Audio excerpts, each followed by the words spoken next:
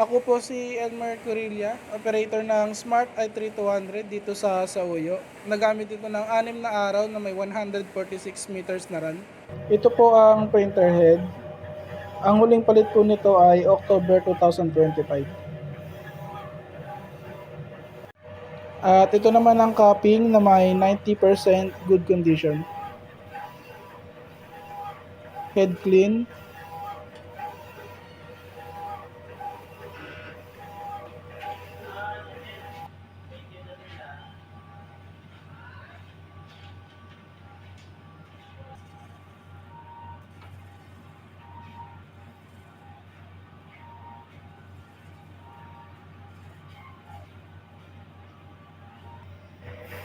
At sunod naman, nozzle check.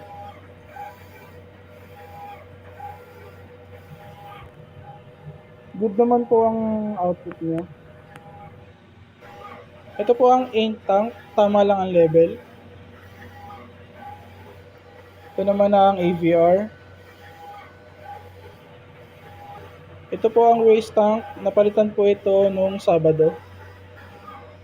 Ito naman ang unused ink. Ito naman ang mga used ink. Output record last week.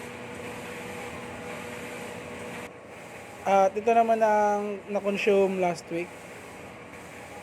At ang inventory report last week.